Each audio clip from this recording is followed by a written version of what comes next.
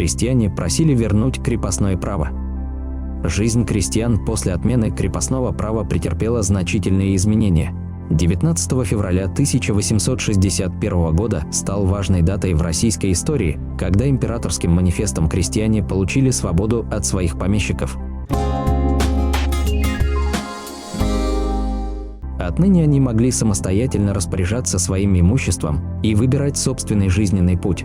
Тем не менее, реформа оказалась несовершенной и содержала множество недостатков, которые впоследствии дорого обошлись стране и народу.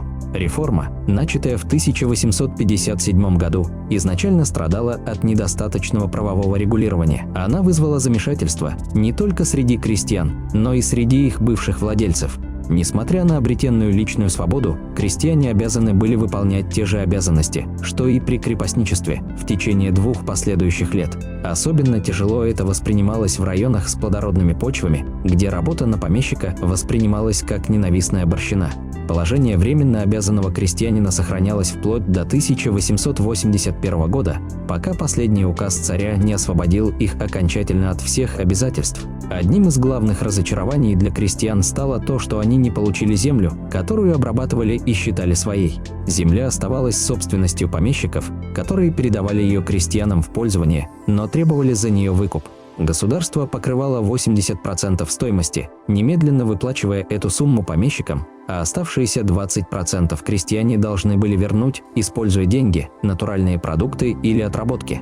Эта система сохраняла зависимость крестьян от бывших хозяев и создавала новые обязательства перед государством. В течение следующих 49 лет крестьяне должны были платить 6% от суммы, выплаченной государством, что привело к огромной переплате – 194%. Такая ситуация вызывала недовольство среди крестьян, которые видели в этом несправедливость. Появились разговоры о черном переделе, идеи конфискации земель у помещиков и справедливого перераспределения их среди тех, кто их обрабатывал.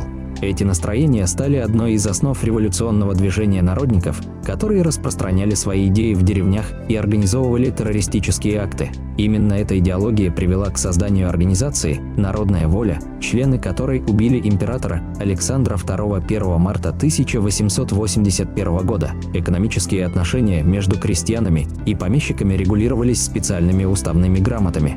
Важно отметить, что переговоры велись не отдельными крестьянами, а всей сельской общиной. Предполагалось, что коллективная ответственность облегчит выплату повинностей и выкупных платежей, но одновременно ограничивала инициативу наиболее активных крестьян, желающих создать собственное хозяйство или переехать в город. Крестьяне не имели права продавать свои наделы, а аренда была возможна только в пределах общины. Община контролировала выдачу паспортов для отъезда на работу в город, распределяла землю между семьями и периодически пересматривала размеры земельных участков в зависимости от количества членов семьи. Таким образом, в освобожденной деревне отсутствовало понятие частной собственности на землю, что препятствовало развитию капиталистического сельского хозяйства.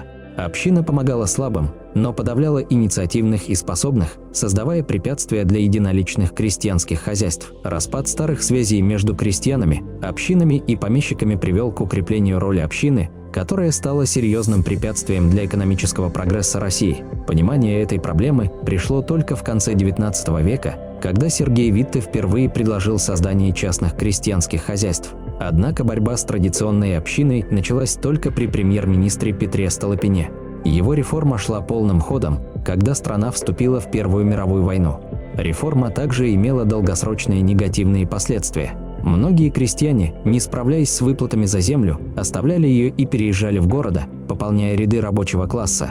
Отсутствие возможности продать землю означало, что бывшие крестьяне приходили в город без финансовых ресурсов, что усугубляло их бедственное положение и делало их зависимыми от фабрикантов. Основная масса рабочих, в отличие от высококвалифицированных и хорошо оплачиваемых работников, таких как сотрудники Путиловского завода, находилась в тяжелых условиях существования. Это сделало заводы благоприятной средой для распространения революционных идей. Исследование положения российских рабочих позволило Владимиру Ленину выдвинуть идею о возможности пролетарской революции в России. Хотя октябрьские события 1917 года больше походили на государственный переворот, рабочие играли важную роль в свержении Временного правительства.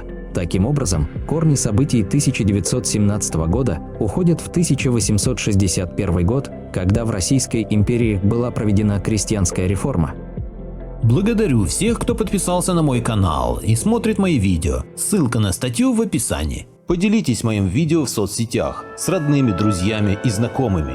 Люди имеют право знать все точки зрения. Всем спасибо за внимание, буду рад вас видеть на своем канале снова.